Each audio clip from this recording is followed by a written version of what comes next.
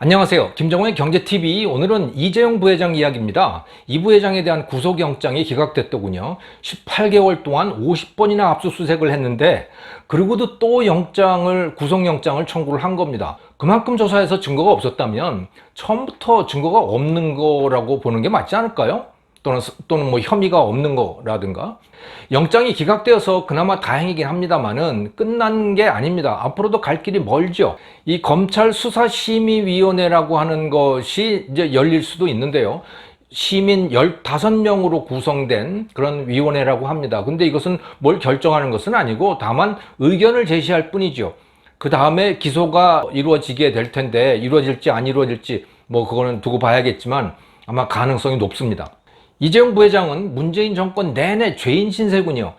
이미 박근혜 대통령에게 뇌물 준 혐의로 구속이 돼가지고 353일 동안 구치소 생활을 했죠. 말을 사준 게 뇌물죄다. 이 사건이었습니다. 그러다가 집행유예로 풀려나긴 했지만 대법원에서 이 사건이 다시 파기환송이 되었어요. 고등법원으로. 그래서 지금 고등법원에서 다시 재판이 진행 중인데 뭐 선고가 아마 곧 내려지겠죠. 이 사건이 하나 있고요.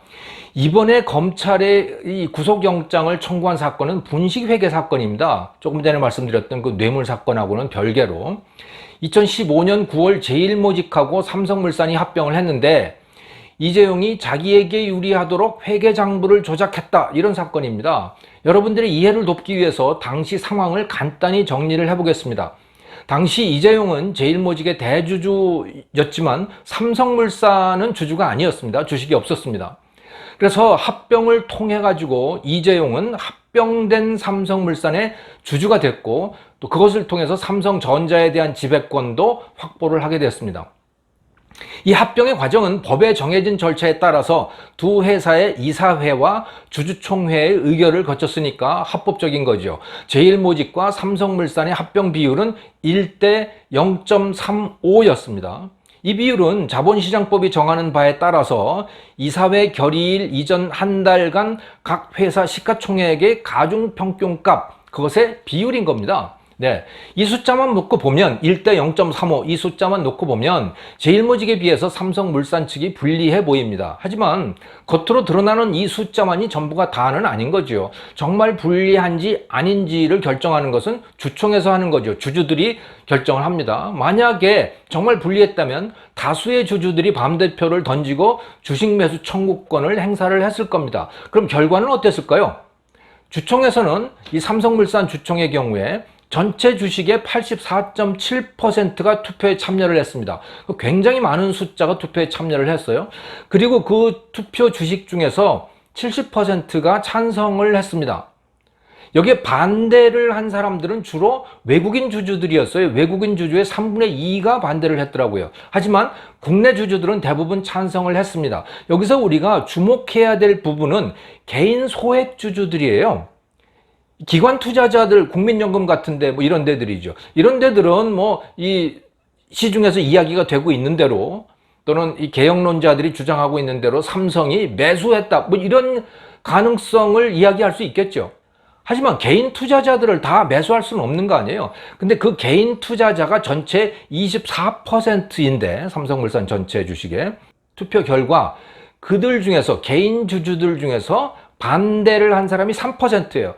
나머지 21%가 찬성표를 던졌습니다. 그러니까 소액 주주까지 대부분 찬성을 한 겁니다. 국내 주주들은 대부분 찬성을 했다고 보면 되는 거죠.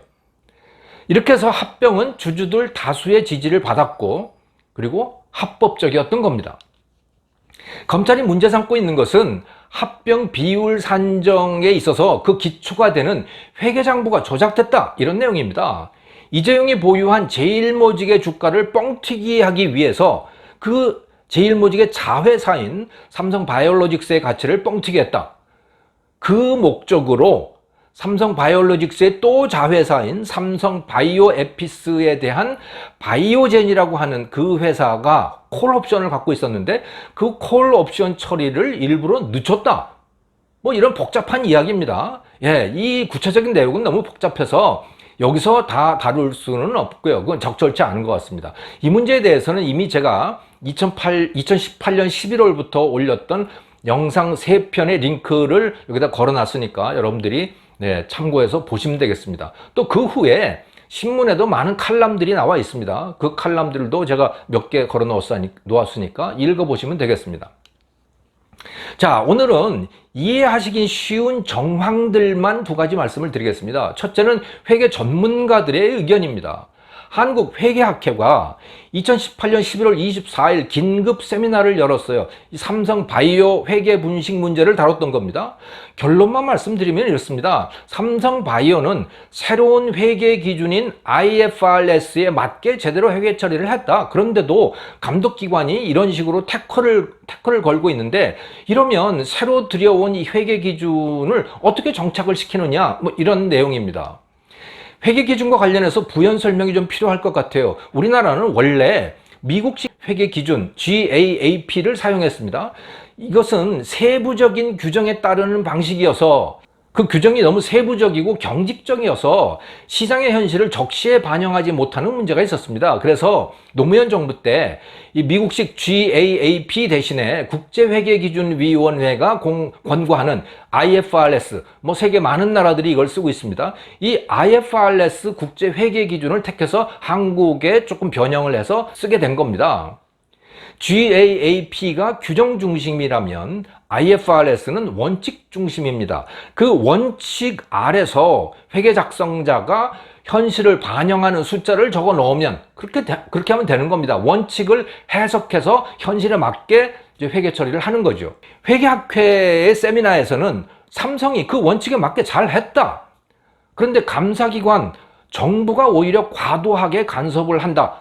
이렇게 하면 새로 도입한 IFRS를 어떻게 그것이 정착될 수 있겠는가, 이런 문제 제기를 한 겁니다. 또 인천대학교 교수이면서 한국감사인연합회장을 지낸 홍기용 교수라고 하는 분, 이분은 아예 삼성 바이오 회계 처리가 맞고 감사기관의 지적이 틀렸다, 이렇게 공개적으로 발언을 하고 있습니다. 이처럼 최고의 회계 전문가들은 삼성 방식에 문제가 없다, 이렇게 이야기를 하고 있는데요. 참여연대와 검찰만 유독 이렇게 분식 회계를 했다고 계속 몰아가고 있는 겁니다. 자, 또 하나 눈여겨볼 정황, 두 번째 정황은 시가총액입니다. 즉 기업의 가치인 거죠. 6월 9일 현재 삼성물산의 시가총액이 21조 원입니다. 그런데 지금 문제가 되고 있는, 분식 회계를 했다고 문제가 되고 있는 바로 그 삼성바이오로직스의 시가총액은 46조 원이에요. 모 회사의 2배가 넘습니다. 2016년 11월 당시에, 상장 당시에 16만 원이던 주가가 6월 10일 현재 69만 8천 원이 됐으니까요. 주가가 4.4배나 성장을 한 거죠. 뭐 시가가 바로 똑같이 그렇게 성장을 한 겁니다.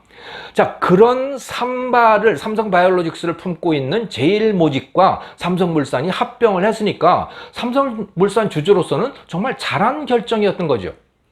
그런데 안타까운 것은 그런 기업을 품고 있으면서도 정작 삼성물산의 주가는 형편없다는 겁니다. 삼성물산이 보유하고 있는 주식의 지분 가치가 41.9조 원인데 42조 원이에요. 그 지분 가치가. 그 중에 삼성바이오 지분 가치가 20.1조 원입니다.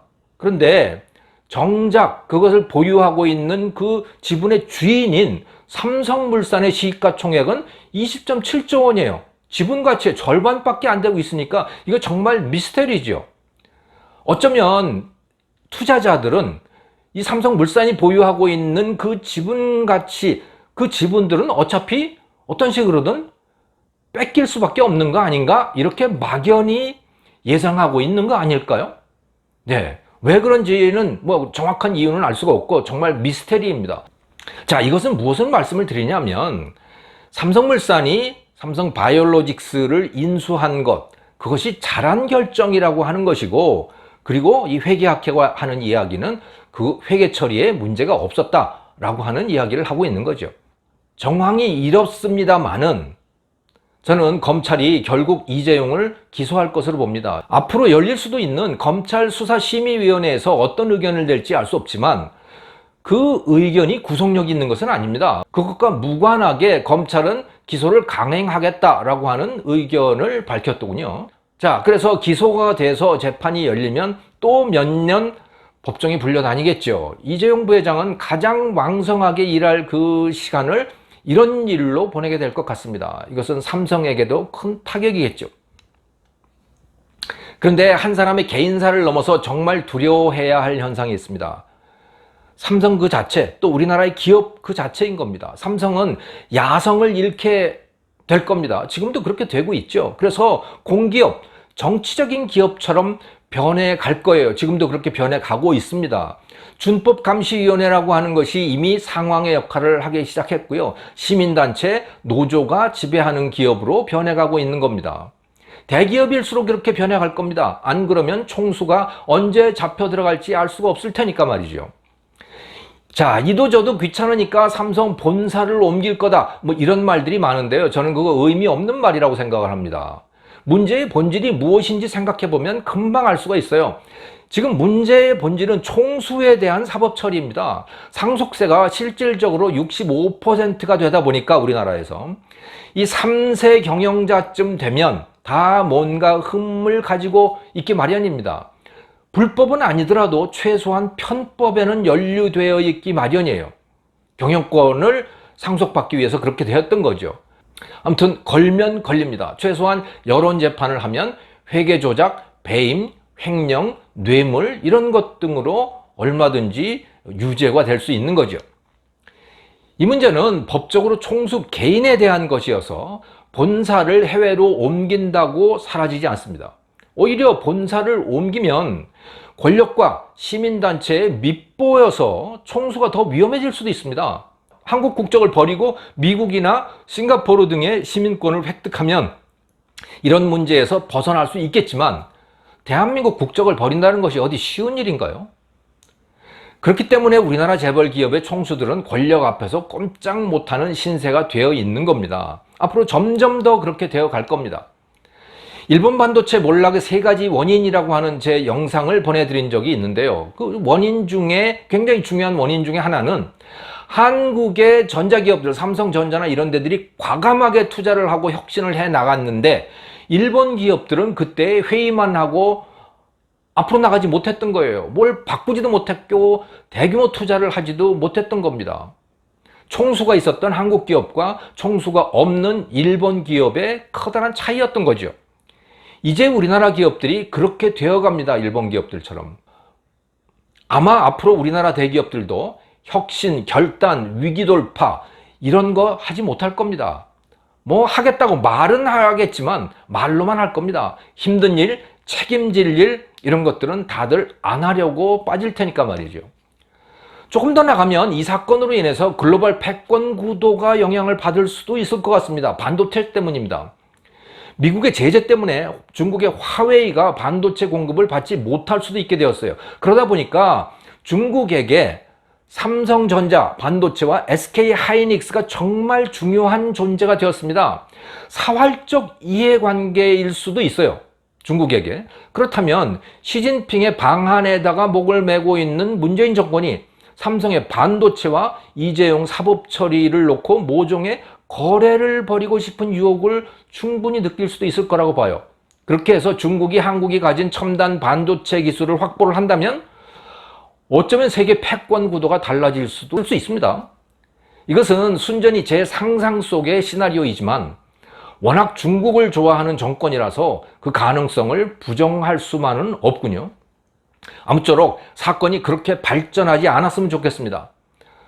참 요즘 같으면 평화로운 시절이 그립습니다. 김정호의 경제TV였습니다. 감사합니다.